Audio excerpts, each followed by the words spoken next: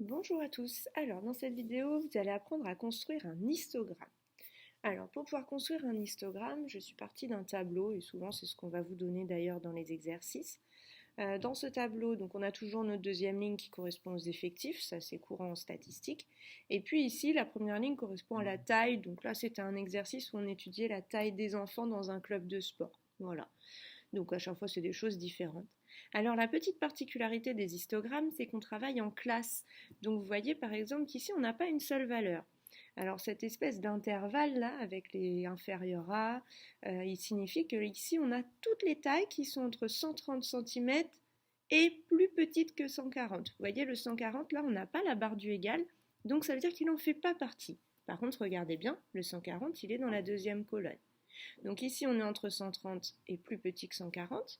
Ici, on est entre 140 et plus petit que 150. Et ici, on est entre 150 et plus petit que 160. Donc voilà la particularité. Pour construire un histogramme, on va commencer par construire deux axes. Il va nous falloir un axe vertical, comme ceci, qui va correspondre à l'effectif, et un axe horizontal qui va correspondre à ce qu'on est en train d'étudier. Alors, moi, j'aime bien commencer toujours par l'axe vertical. En fait, ça me permet de savoir de combien de place j'ai besoin sur mon cahier. Ici, je vous ai mis des carreaux comme ceux de vos cahiers.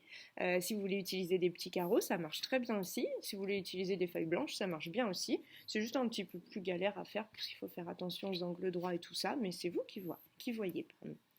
Alors ici, l'effectif au maximum, on va à 10. Donc, je ne vais pas faire très compliqué en fait, je vais faire 10 carreaux, hein, tout simplement. Hop, donc je vais d'ailleurs en faire un petit peu plus que 10, je vais en faire 11. Hop, mon stylo, il a plus envie de fonctionner, forcément. Alors, 2, 4, 6, 8, 10. Et puis je vais faire 11, c'est juste pour pouvoir mettre la flèche, vous voyez. Et puis après, je vais venir graduer, donc on part de 0, après 1, 2, etc. jusqu'à 10. Voilà, donc là j'ai fini de graduer mon axe, j'en ai profité pour lui mettre un titre, hein, et ça correspond bien aux effectifs. Maintenant je vais pouvoir faire mon autre axe, celui qui est horizontal, en m'aidant de la première ligne du tableau. Vous voyez qu'ici il nous faut donc un intervalle entre 130 et 140, 140 et 150, et 150 et 160. Alors ici ce qui est bien, ce qui est pratique, c'est que vous voyez on n'a toujours que 10 cm entre chaque. Donc ça va être assez simple de construire notre histogramme. Donc pour ceci je vais venir tracer mon deuxième axe.